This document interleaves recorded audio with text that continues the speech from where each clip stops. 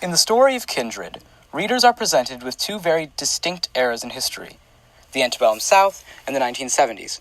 Throughout the story, several characters of different races form connections and relationships. These relationships took several forms due to the difference in time periods and cultures. How did they differ? What were interracial relationships like in the 70s? What were they like in the antebellum South? These are questions we shall explore in this presentation by delving into three distinct relationships throughout the story. Rufus and Alice have a complicated relationship, to say the least. In the story, Alice is a slave and Rufus is a white slave owner. Alice and Rufus have a very unhealthy relationship, due mostly to race. Rufus, because he is a white male slave owner, thinks he can do whatever he wants to his slaves and any black person, especially women. In their relationship, if you can even call it that, Rufus sexually exploits Alice and does not take her feelings about the relationship into consideration at all. Rufus basically forces Alice into the relationship, even though it is clear that Alice does not like the way he treats her. It's a tricky situation for Alice, because Rufus treats her badly, but she still has a soft spot for him because of their childhood.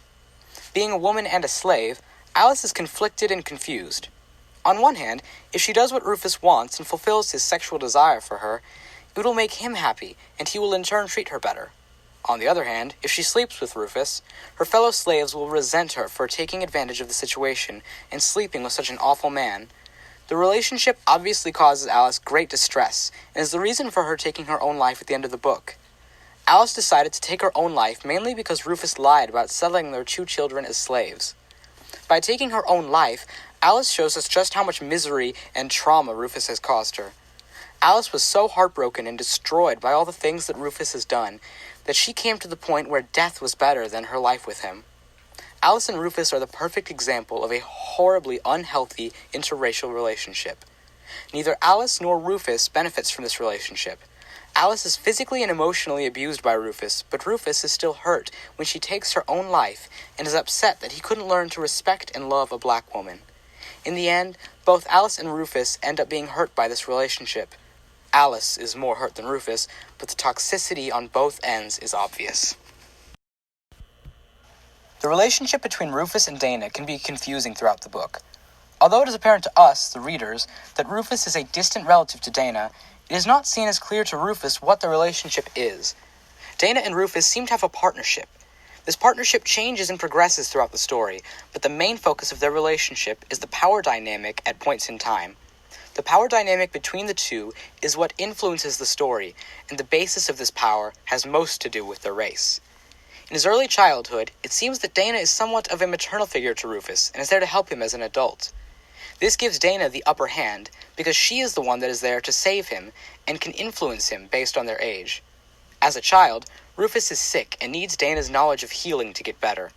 This gives Dana the ability to have some control over Rufus, but because Rufus is a white male in the antebellum South, he is always in power.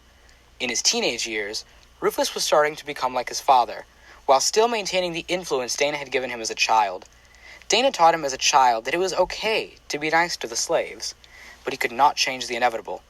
He was going to become the owner of the plantation and own all of the slaves that he befriended. His relationship with Dana at this point was one of much strife. It was known that he wanted to be with Alice, despite her being married, and he willingly raped and exploited her because he could get away with it. This power is what shifted Dana and Rufus's relationship. The power he had as a white future plantation owner allowed for him to control Dana. He forced her to take care of Alice, knowing what he had done to her, therefore using his power to exploit Dana. In the later parts of the book, when Dana comes back a final time, we find out just how toxic the partnership between her and Rufus is. Rufus knows that Kevin is looking for Dana, and vice versa.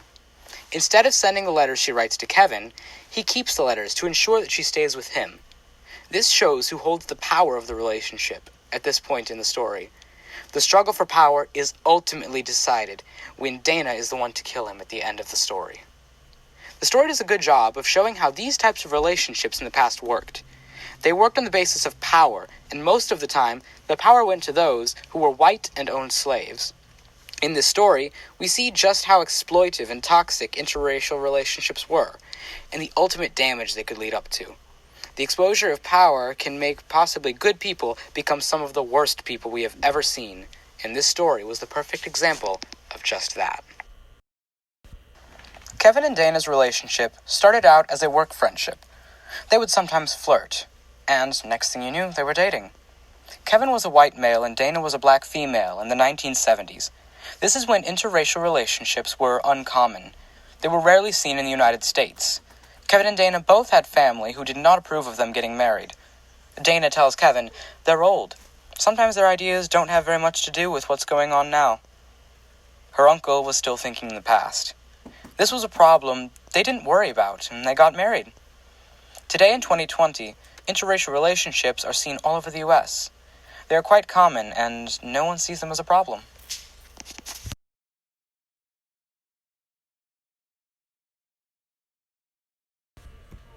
Though these three couples from different time periods all seem very different, there is still one thing that ties them all together.